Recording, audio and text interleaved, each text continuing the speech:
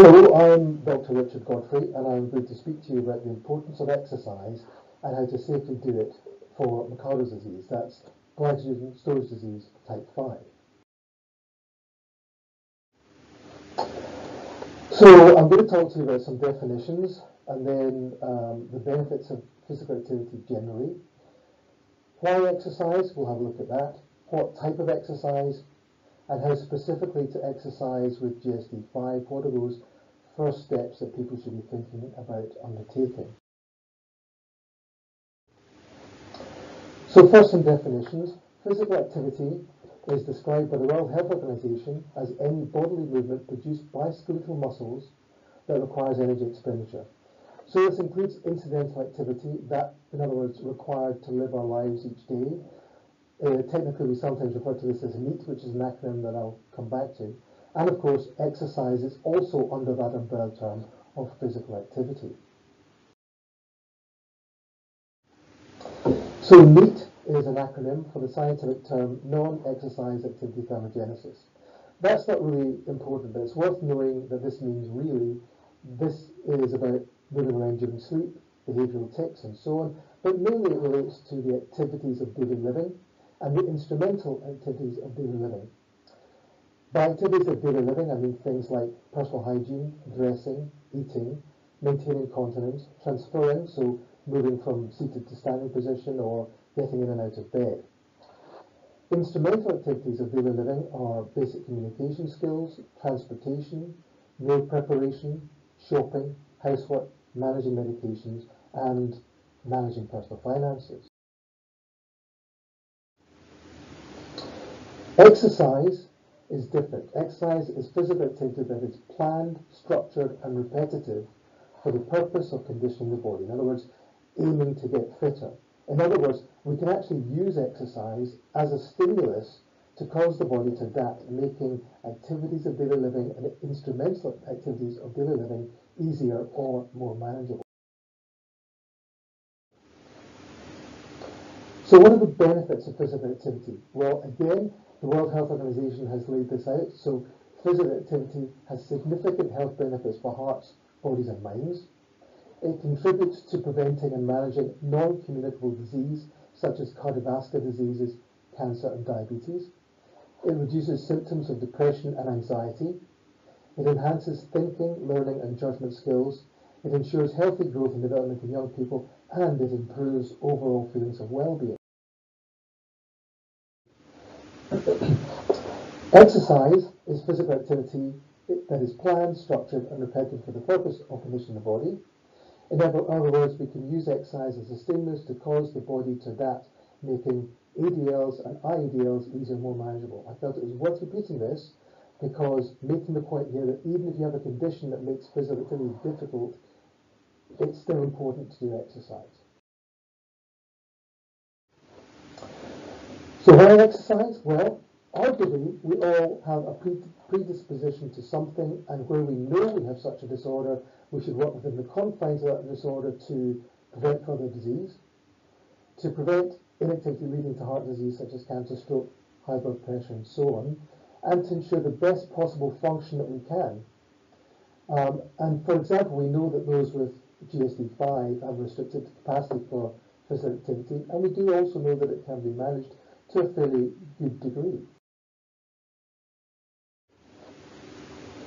So even with an existing condition such as McArdle disease, the body can still respond to the stimulus of exercise and beneficial adaptations will result.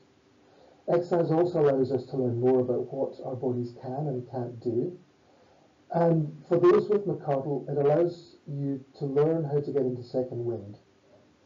So in other words, second wind is specific really to McArdle disease, where there's pain, muscle pain really at the start of exercise, and this pain is what causes heart rate to increase significantly.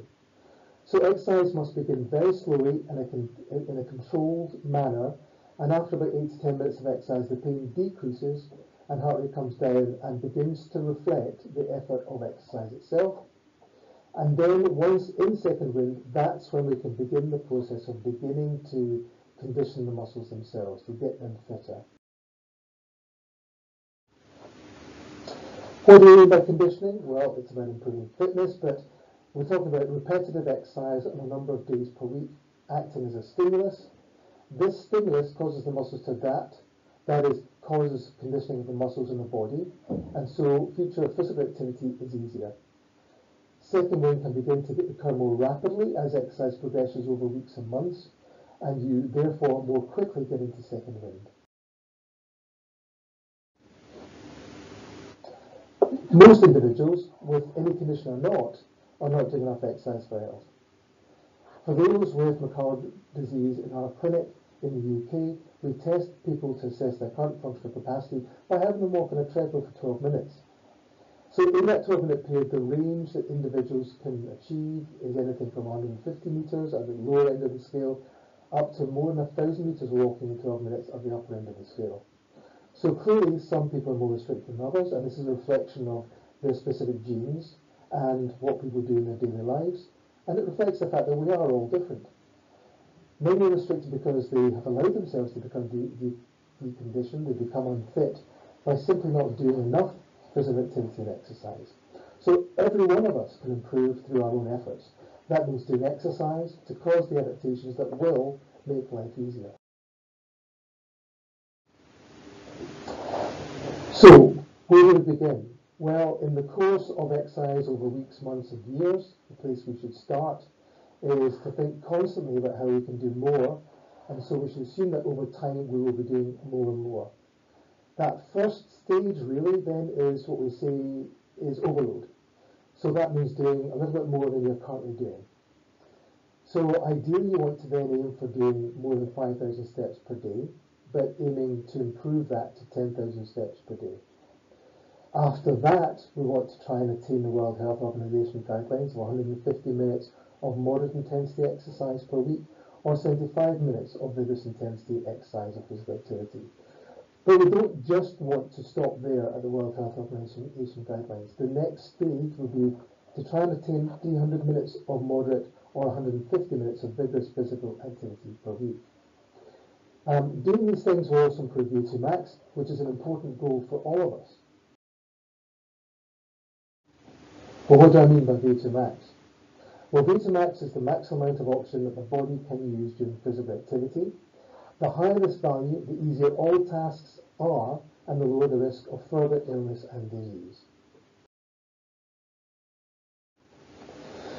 So we talk about VO2 max and the function continuum. By that I mean at high levels of achievement, such as Olympic sport, and here we see some endurance athletes at the Olympics. These cross-country skiers have VO2 max values that are greater than 90 mils per kilogram per minute. And at the other end of the scale, we have people in perhaps care homes who are elderly, who have a VO2 max less than 18 mils per kilogram per minute. And unfortunately, people in that position between 15 and 18 tends to be the cutoff, below which they lose independence. So they really need help to be able to continue their activities of daily living. So why is VO2 max important? Well, the higher the VO2 max, the lower the risk of all causes of disease and death, and this is now well established. What's the significance of VO2 max for different populations? Well, elite cross-country skiers, middle-distance runners, other elite endurance athletes tend to have values greater than 90 mils per kilogram per minute. Healthy sedentary individuals, by sedentary I mean people taking less than 20 minutes per week, 20 minutes 2 days per week. Young males in their 20s generally have values of 35 to 40 mils per kilogram per minute, and young females in their 20s have values of 30 to 35 mils per kilogram per minute. Cardiac rehab patients, people who've just had cardiac operations, for example, generally have values of 10 to 15 mils per kilogram per minute, and those below 15 or below that cutoff of 15 to 18 mils per kilogram generally cannot live independently and have to be helped to achieve those normal daily physical activities. And individuals with McArdle disease, the few that we've been able to test, generally the range is between 20 to 25 mils per kilogram per minute, and occasionally we might see people in the up as high as 30 mils per kilogram per minute, but those individuals are quite rare amongst the McArdle group.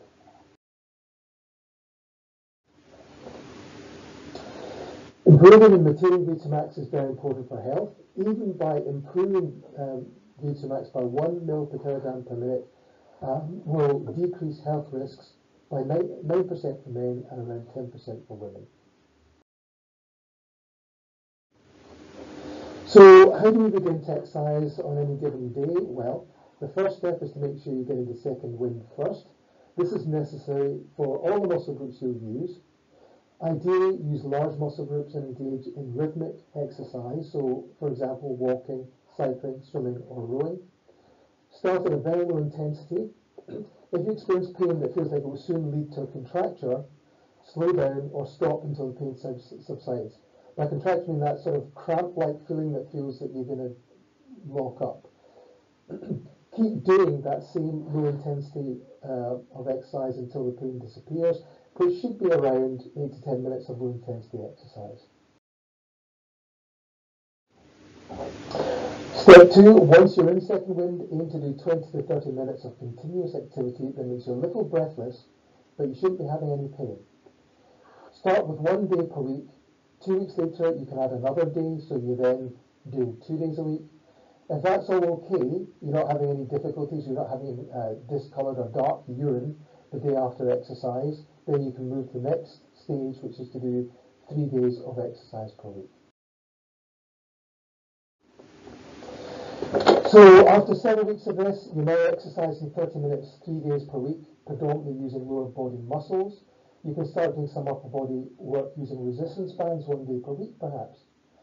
Resistance bands are quite cheap and they can be bought online, and there are also some very good instructional videos online for using these for upper body muscles.